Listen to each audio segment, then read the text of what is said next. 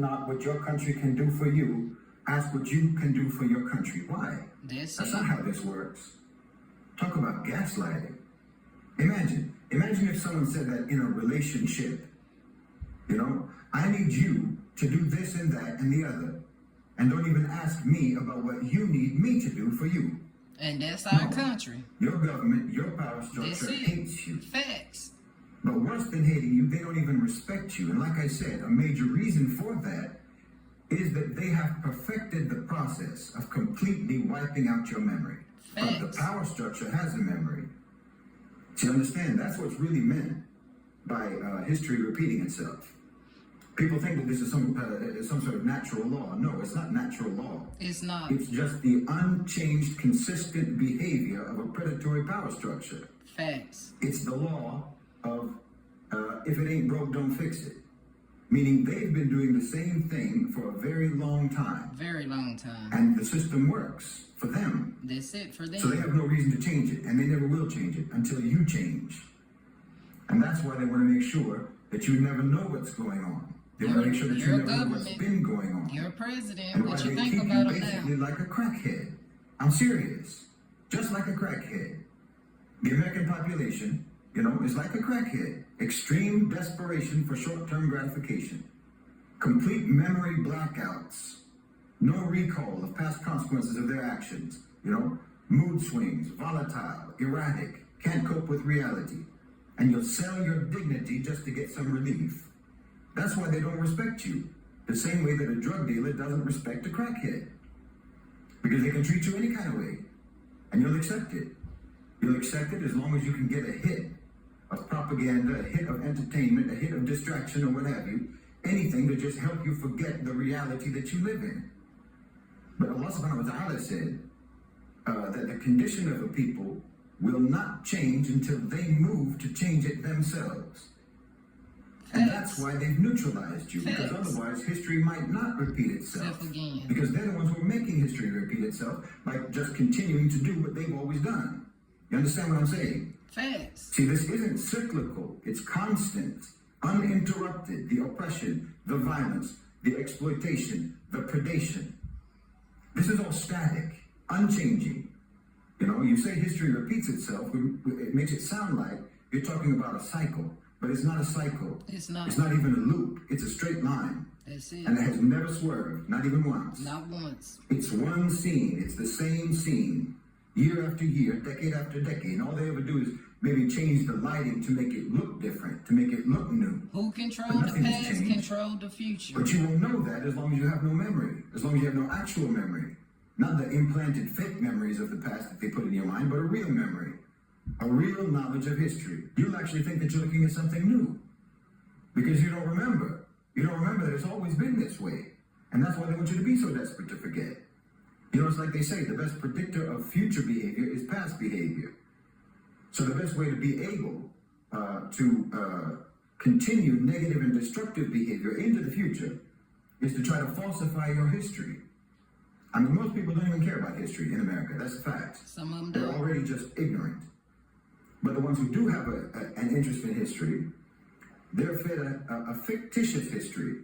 So they're even worse than someone who's just ignorant. They're even worse than someone who knows nothing.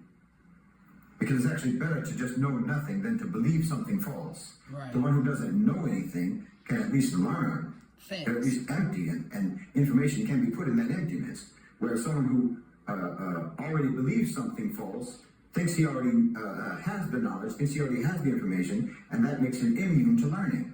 But then, of course, there's also the fact that the history is so horrific, the history is so brutal, that there's already a built-in incentive to deny or to dismiss it. Because it can be absolutely soul-crushing to try to come to terms with. Like I said, it's like finding out that your parent is the BTK killer. How do you process that? Most people would just reflexively deny horrible realities. Facts. Because they've already built their whole life around the assumption that the reality that they live in is not horrible. You've been drinking blood your whole life, thinking it's cherry Kool-Aid. You know, the torch of the Statue of Liberty isn't a guiding light, it's an arsonist's weapon. That's what burned down villages in Vietnam. That's what set fire to Iraq and to Afghanistan. And that's what lit burning crosses all over America. A lot of You people don't believe in know an that. alternative universe. So-called white Americans are like Manchurian candidates, committing or being accomplice to heinous crimes decade after decade after decade, Facts. insulated by the hypnotic state of the false version of history that they believe. That's why I've said so repeatedly, your so-called civilization has betrayed you.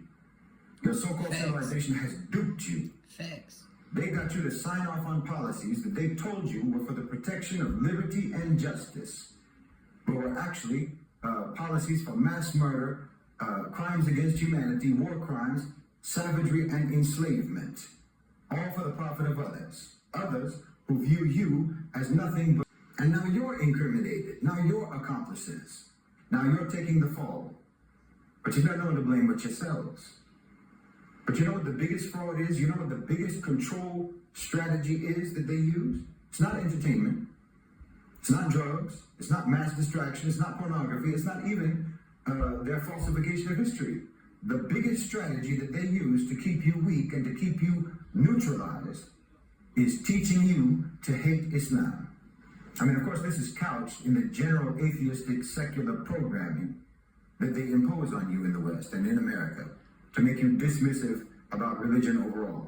But their main tool, their main concern, their main focus is to keep you away from Islam and Islam away from you. They teach you that all religions are the same. All religions are nothing but control mechanisms. All religions are man-made. All religions are oppressive and what have you. You know, they poison your whole concept of religion so that you'll just have a default animosity and a default aversion to Islam.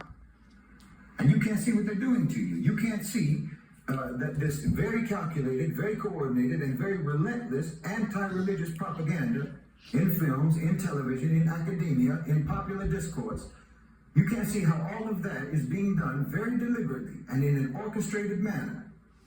And you can't see that this, in and of itself, this is a strategy of control, a mechanism of control. And then the absolutely disciplined, the absolutely systematic and forceful demonization of Islam across all sections of the media. You think they're telling you the truth? You think that they're doing that to help you? Not to make sure that you never will get any help and not to make sure that you will never help yourself? This is why they're doing it. Facts. All they ever do is lie to you. But Facts. somehow, for some reason, in the case of Islam, what, you think that they're being honest with you? You know, they push this idea on their people, on the public, that atheism is the most rational, and the most realistic, the most reasonable, the most scientific, the most logical, and the most intellectual position that anyone can take. They push that narrative, and they pushed it hard to where people are embarrassed to admit that they're religious. Whatever religion it is, doesn't matter. When the truth is that atheists are the most objectively ludicrous people on the face of the earth. But no one wants to say it. No one wants to point out this obvious reality because it goes against the official narrative. It goes against the official narrative of what smart means. No, this is all being pushed on you just to keep you foolish. It's being pushed on you to keep you neutralized. Just like everything else that they popularize. I mean, think about it. Atheists only believe in what they can see or hear or touch or measure. But human senses are weak. We just see a fraction of the light spectrum. We hear only a small range of sound. We can't detect most of what exists around us. Your so-called empiricism is absurd.